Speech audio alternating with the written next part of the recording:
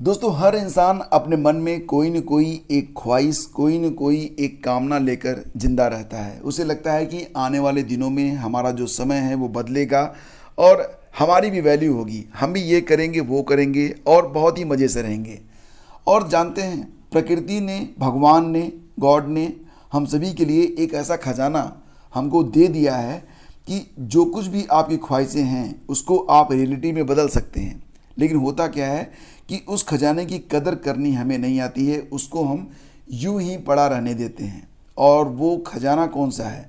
शायद आप समझ गए होंगे, वो समय है, यानी कि टाइम।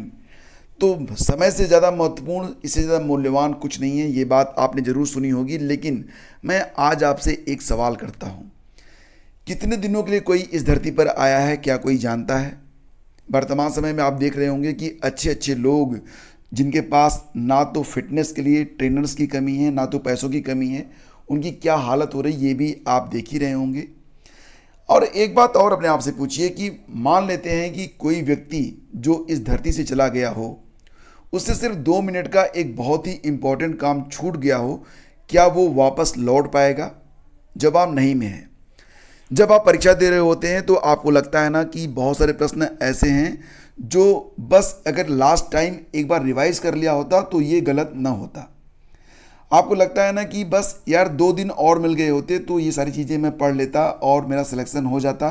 तो जब समय रहता है तो ये विचार हमारे मन में क्यों नहीं आते हैं? तो देखो फ्रेंड्स, ये समय है और आप दिन नहीं, अपनी उम्र गंवा रहे हैं, अपनी ख्वाहिशों को गंवा रहे हैं, अपनी इच्छाओं को गंवा रहे हैं। वो सारी चीज़ें जो आपको मिल सकती हैं, आप उनको यूं ही जाने दे रहे हैं, बस इस वजह से क्योंकि आपको लगता है कि आज नहीं कल। तो समय पर तो कोई भी ना तो विजय प्राप्त कर पाया है, ना ही कोई कर सकता है। हम निश्चित रूप से सोच सकते हैं कि कल ये करेंगे, परसों ये करेंगे, नरसों ये करेंगे, लेकिन क्या करेंगे ये डिपेंड ऑन द टाइम, कि समय क्या निर्णय लेता है कि आप क्या करेंगे, ये इस पर करता है निर्भर। तो कहते हैं कि समय रहते ये निर्णय ले लीजिए कि समय का क्या करना है, वरना समय खुद डिसाइड कर देगा कि आपका क्या करना है। तो फ्रेंड्स, आपका समय बहुमूल्य है, इसे उन लोगों में, उन कार्यों में, उन चीज़ों में बिल्कुल व्यर्थ मत गंवाइए जिसकी कोई वैल्यू नहीं है, जिसका कोई आउटपुट नहीं है। जो आपके टारगेट हैं वो बहुत ही महत्वपूर्ण है और जीवन को यूं ही व्यर्थ जाने देने से बेहतर है कि आप उन लक्ष्यों के प्रति समर्पित रहें।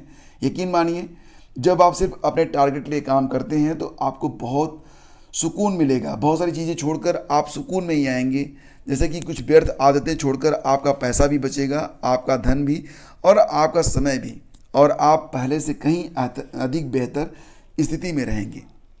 सारी चीज़ें जो मैं आपको बता रहा हूँ फ्रेंड्स, अगर ये चीज़ें आप फॉलो करने लग जाएं, आपका ही नहीं आपके परिवार का पूरा जीवन बदल जाएगा और समाज में आपका जो रुतबा होगा वो अलग ही लेवल का होगा। तो फ्रेंड्स नमस्कार, स्वागत है आप सभी का स्टडी विज्ञान प्रकाश में। आज की तारीख है 4 सितंबर और दिन रविवार का है। चलिए स्टार्ट करते हैं आज की दैनिक रोजगार समाचार। और आज के समाचारों में कुछ बहुत खास समाचार हैं और कुछ नहीं भी। सबसे पहले तो आपको ये बता दें कि ये जो खबर आप देख रहे हैं, बताना चाहेंगे आपको कि उत्तर प्रदेश के मुख्यमंत्री योगी आदित्यनाथ ने कहा था कि जिनके घर में 2 बेटियां हैं, अगर वो किसी भी स्कूल में पढ़ती हैं, वो निजी हों या फिर सरकारी स्कूल हों, तो उसमें एक बेटी की ही फीस लगेगी, दूसरी बेटी की जो फीस होगी वो माफ़ हो जाएगी। निजी स्कूलों में पढ़ रही 2 बहनों में से एक की फीस माफ़ी की मुख्यमंत्री की घोषणा अर्धा के पेच में फंस गई है। यहाँ पर यह कहा गया था कि इसका लाभ सिर्फ उन्हीं परिवारों को मिलेगा जिनकी वार्षिक आय 2.5 लाख रुपए से कम है। लेकिन यहाँ पर अभी तक ये चीज़ जो थी ये हकीकत में नहीं बदल पाई है, यानी कि आय सीमा पर शासन स्तर से कोई निर्णय न हो सकने के कारण लगभग आधा सत्र बीत चुका है। उसके बावजूद भी ज़रूरतमंद बेटियों के हाथ खाली हैं। मुख्यमंत्री योगी आदित्यनाथ ने पिछले साल गांधी जयंती 2 अक्टूबर पर निजी स्कूलों से अपील की थी कि 2 बहनें अगर एक साथ पढ़ रही हैं तो एक की फीस माफ़ कर दीजिए। अगर निजी स्कूल ऐसा नहीं करते हैं तो संबंधित विभाग एक छात्रा की फीस का प्रबंध करे। उसके बाद विधानसभा चुनाव के कारण कार्रवाई शुरू नहीं हो पाई। सरकार बनने के बाद मुख्यमंत्री घोषणा प्रकोष्ठ के प्रमुख सचिव संजय प्रसाद ने शिक्षा विभाग के अफसरों से प्रस्ताव मांगा था। अपर शिक्षा निदेशक माध्यमिक डॉक्टर महेंद्र देव ने सीएम की घोषणा के अनुपालन के लिए 13 अप्रैल को पत्र जारी कर सभी संयुक्त शिक्षा निदेशकों से छात्राओं के संबंध में जानकारी मांगी थी, लेकिन 11 महीने बाद ही जरूरतमंद बेटियों को घोषणा का लाभ नहीं मिल सका है।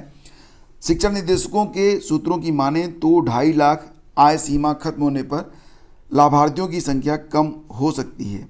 फिलहाल इस पर अमल करने की ज़रूरत है और अगर ऐसा हो जाए तो निजी स्कूलों की जो भारी भरकम फीस होती है उसमें वो तबका भी अपनी दोनों बेटियों को पढ़ा सकेगा, जो कि सिर्फ फीस ज़्यादा होने की वजह से, फीस न भर पाने की वजह से अपनी बेटियों को निजी स्कूलों में नहीं भेजता। वैसे फ्रेंड्स, एक बड़ा सवाल मेरे मन में बार बार आता है और वो ये है कि सबसे ज़्यादा अगर योग्य टीचर होते हैं तो वो प्राइमरी स्कूलों में होते हैं, सरकारी प्राइमरी स्कूल या फिर सरकारी स्कूलों में कह लीजिए कि सबसे योग्य टीचर। इसके लिए उनके लिए बाकायदा वो स्नातक होते हैं, फिर उन्होंने बीएड किया होता है या फिर डीएलएड जो कुछ भी, फिर वो टेट की परीक्षा पास करते हैं, देन आफ्टर सुपर टेट की परीक्षा पास करते हैं। इतनी परीक्षाएं पास करने के बाद जो शिक्षक प्राइमरी में पहुंचते हैं, जूनियर में पहुंचते हैं, वो वहाँ की शिक्षा व्यवस्था को दुरुस्त क्यों नहीं रख पाते हैं कि लोग इस लेवल का कॉन्फिडेंस प्राप्त कर पाएँ कि हमारा जो बच्चा है वो जिस भी प्राइमरी या जूनियर स्कूल में जाएगा वहाँ पर बहुत ही योग्य टीचर हैं और वो अपनी पूरी योग्यता से उनको पढ़ाएंगे। ये एक सवाल है। जितने भी अब यहाँ पर जो शिक्षक होंगे, जो सुन रहे होंगे मेरी बात को, वो एक सवाल कर सकते हैं कि जो प्राइमरी टीचर्स हैं, जूनियर के टीचर्स हैं, उनके पास बहुत सारा एक्स्ट्रा काम है। ठीक है, मान लेता हूँ, लेकिन फिर भी ये भी तो सवाल है कि जितनी देर आप हैं, जितने दिन आप विद्यालय में हैं, आप उनको एक क्वालिटी एजुकेशन तो दे ही सकते हैं। और ये एक अहम सवाल है। अगर सभी शिक्षक इस पर ध्यान देना शुरू कर दें, निश्चित रूप से जो प्राइमरी और जूनियर है उनकी दशा और दिशा बदल सकती है और इसका प्रभाव निजी स्कूलों पर भी पड़ेगा, जो भारी भरकम फीस सिर्फ वो इसी एवज में वसूलते हैं कि हम बहुत अच्छा पढ़ाते हैं। अगर बहुत अच्छी पढ़ाई प्राइमरी और जूनियर में होने लग जाए तो निश्चित रूप से बहुत सारी चीज़ें बदल सकती हैं और शिक्षा में भी एक समानता आ सकती है। तो इसके लिए बाकायदा बस मुझे लगता है कि नैतिकता और मोरल की ज़रूरत है। इसके लिए और कोई नहीं, सिर्फ वह शिक्षक, वह शिक्षिकाएं हैं, जिम्मेदार हैं, जो जिनके हाथों में किसी भी स्कूल की शिक्षा व्यवस्था है जिसमें वो अध्यापक हैं। आप लोगों की क्या राय है? सादर आमंत्रित है। अगर मैं गलत हूँ तो ज़रूर बताइएगा। आगे बढ़ते हैं और गलती करने वाले विशेषज्ञों को बाहर करे शिक्षा सेवा आयोग। तो आपको पता ही है कि यूपीएचएससी में विज्ञापन संख्या 51 के अंतर्गत जो आवेदन लिए गए थे, अभी उसकी एग्ज़ाम डेट डिक्लेयर नहीं की गई है, लेकिन आने वाले समय में एग्ज़ाम डेट डिक्लेयर कर दी जाएगी। देन आफ्टर इसकी परीक्षा भी होगी। लेकिन आपको पता ही है कि पिछले कई बार से जब भी यूपीएचएससी असिस्टेंट प्रोफेसर के लिए भर्ती करता है, परीक्षाएं करवाता है, तो बड़ी संख्या में जो आंसर की आती है उस पर आपत्तियां जाती हैं, फाइनल आंसर की पर भी आपत्तियां रहती हैं और स्थिति क्या है ये कहने की ज़रूरत नहीं है। और आपको ये भी पता है कि यूपीपीएससी ने, उत्तर प्रदेश लोक सेवा आयोग ने अभी हाल ही में बहुत सारे विशेषज्ञों को बार्ड किया है, तो इसकी ज़रूरत यूपीएचएससी में भी महसूस की जा रही है कि ऐसे जो आयोग विशेषज्ञ हैं जो सिर्फ कागजी तौर पर बहुत ही योग्य माने जाते हैं, उनको बाहर करने की ज़रूरत है। उनको बाहर किया जाना ही चाहिए। और ये उनकी योग्यता पर एक बड़ा सवाल भी उठता है कि प्रश्न वो सेट करते हैं और अपने ही प्रश्नों का जवाब वो नहीं दे पाते हैं। तो वाकई ऐसे लोगों पर कड़ी कार्रवाई होनी चाहिए। इसके लिए किसी अलग टेस्ट की ज़रूरत नहीं है। जो भी पेपर, कई पेपर बनते होंगे और जो भी पेपर एग्ज़ाम में रखा जाता है कि इसी पेपर से परीक्षा ली जाएगी, फिर उसके आंसर की में जो गड़बड़ियाँ होती हैं ये भी वही विशेषज्ञ तैयार करता होगा। उस विशेषज्ञ पर ही सारी जिम्मेदारी डालनी चाहिए कि आपने ऐसा पेपर और ऐसी आंसर की क्यों बनाई, और उस पर कुछ ऐसे प्रतिबंध भी होने चाहिए कि अगली बार वो सोते सोते, खाते खाते कॉपी पेस्ट करके क्वेश्चन पेपर न तैयार करें। ये काफ़ी फ्रस्ट्रेशन वाला काम होता है कि एक बार आप एग्ज़ाम दो, फिर आप दोबारा से एग्ज़ाम दो कि हाँ भाई ये जो क्वेश्चन पूछे गए थे ये इसका सही सही उत्तर फला किताब में मिलता है। आयोग कहेगा कि हाँ ठीक है, जब तक आप प्रूफ नहीं लगाएंगे हम उसको मानेंगे ही नहीं। 1000 रुपये जमा कर दो, सही होगा तो आपका पैसा वापस, गलत करोगे तो हम आपका पैसा नहीं देंगे। क्या है सब, सोचना पड़ेगा। बेहतर होगा कि ऐसे विशेषज्ञों से ही पैसा लिया जाए। जितनी आपत्तियां हैं ऐसे विशेषज्ञों पर, सब पर मतलब प्रति प्रश्न जितनी आपत्तियां आती हैं इनसे ही पूछा जाना चाहिए। तो ऐसे विशेषज्ञों को तो बाहर करना ही बेहतर होगा। एनीवे अभी जो है असिस्टेंट प्रोफेसर के लिए जो एग्ज़ाम डेट है वो नहीं आई है। कुल 90,159 आवेदन आए हैं। देखते हैं कि आगे क्या होता है। जो कुछ भी होगा अपडेट आपको लगातार मिलती रहेगी और बेबाकी से आपको यहाँ पर राय भी दी जाएगी। चलिए आगे बढ़ते हैं। एक छोटी सी खबर है कि 1248 केंद्रीय विद्यालयों में 10,344 पद खाली हैं और इसके लिए ये जो पद हैं वो प्राइमरी में भी हैं। आप देख सकते हैं यहाँ पर कि प्राइमरी, टीजीटी, पीजीटी सब में हैं और वर्तमान समय में जो स्थिति है ये आपके सामने आपकी स्क्रीन पर है। बहुत जल्दी इस पर नोटिफिकेशन भी जारी करने की सूचना आ रही है। कल के अखबारों में ये सूचना प्रकाशित हुई थी। देन आफ्टर इसका संज्ञान लिया गया है और आने वाले दिनों में, मैं ये नहीं कह रहा हूँ कि एक सप्ताह में, लेकिन आने वाले दिनों में ये वैकेंसी भी शीघ्र ही आने जा रही है। तो आप लोग बिल्कुल जो है, अगर केवीएस के बारे में आप लोग तैयारी कर रहे हैं कि केवीएस में शिक्षक बनेंगे तो बिल्कुल बी रेडी। आपके लिए एक और वैकेंसी आपका इंतजार कर रही है। एलटी ग्रेड के बारे में भी अभी सूचना मिल रही है कि आने वाले 30 दिनों में आपको जो है 3 विज्ञापन यूपीपीएससी की ओर से देखने को मिलेंगे। एलटी ग्रेड का, खंड शिक्षा अधिकारी का और आरओ का। ठीक है, तो बात कर लेते हैं यहाँ पर एक छोटी सी डिस्कशन यहाँ पर और रख लेते हैं कि नेक्स्ट 30 डेज में, अगले 30 दिनों में आपको कितने विज्ञापन देखने को मिलने वाले हैं यूपीपीएससी के बिहाफ पर। एक तो आएगा आरओ और एआरओ का डेफिनेटली, खंड शिक्षा अधिकारी का और एलटी ग्रेड का। ये 3 वैकेंसीज आने जा रही हैं अगले महीने में, यानी कि अगले 30 दिनों में यूपीपीएससी की ओर से। आप लोगों में से कई सारे लोगों ने पूछा था कि सर आरओ एआरओ की एलिजिबिलिटी के बारे में बताइए। तो आरओ एआरओ के बारे में मैं आपको बताता हूँ। देखिए, आरओ के लिए अगर आप आवेदन करना चाहते हैं तो आपकी उम्र सीमा जो है वो 21 से 40 वर्ष के बीच में होनी चाहिए। अगर आप रिजर्व कैटेगरी से आते हैं तो आप 21 से लेकर 45 वर्ष के बीच में भी आवेदन कर सकते हैं। तो ये जो 5 साल की छूट मिलती है ये यूपी के जो एम्प्लॉई होते हैं उनको भी मिलती है। बात कर लेते हैं एलिजिबिलिटी के बारे में। अगर आप आरओ के लिए आवेदन करना चाहते हैं तो सामान्य रूप से अगर आप स्नातक हैं तो आप आवेदन कर सकते हैं। एआरओ के लिए क्या होता है कि आपको स्नातक तो चाहिए ही, यानी कि आप स्नातक हों प्लस आपके पास ओ लेवल हो। अभी हाल ही में ओ लेवल के समकक्ष भी कुछ सर्टिफिकेट बताए गए हैं, तो उसके बारे में मैं आपको अलग वीडियो में जानकारी दे दूंगा। और ये भी आपको बता दें, जो सिलेक्शन प्रोसेस होता है आरओ के लिए उसमें सिर्फ प्री की परीक्षा होगी, देन आफ्टर मेंस की परीक्षा होगी और आपको सेलेक्ट कर लिया जाएगा। लेकिन एआरओ के लिए क्या होता है कि प्री की परीक्षा होती है, मेंस की परीक्षा होती है, उसके बाद आपका टाइपिंग टेस्ट लिया जाता है, देन आफ्टर आपकी मेरिट जो होती है वो बनाई जाती है।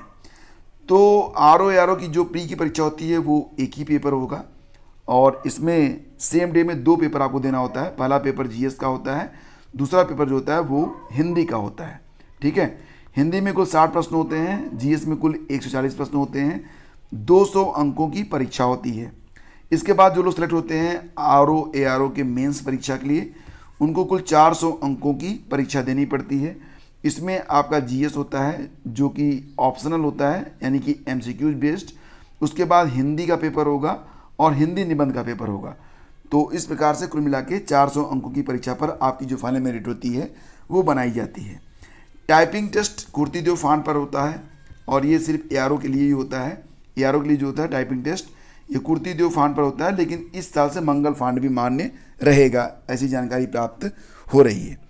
तो फ्रेंड्स, अगर आप तैयारी करना चाहते हैं तो आपको बताना चाहेंगे कि नोटिफिकेशन कब तक आएगा।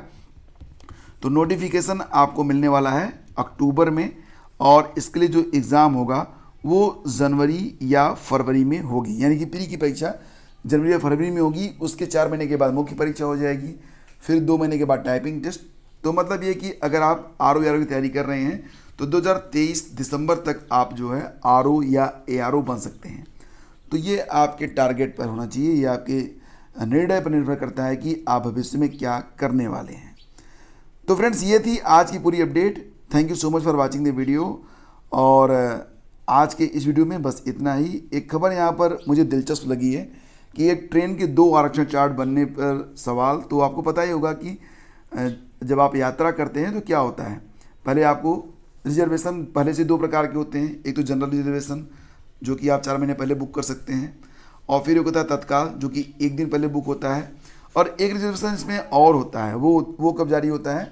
वो ट्रेन के छूटने से आधे घंटे पहले होता है। इसके लिए आप जहाँ से यात्रा कर रहे हैं वहाँ पर काउंटर पर जाएंगे या फिर वहीं पर ऑनलाइन इसकी बुकिंग आप कर सकते हैं। तो यहाँ पर सवाल उठा है कि मतलब एक ही ट्रेन में 2 आरक्षण के चार्ट क्यों बनते हैं।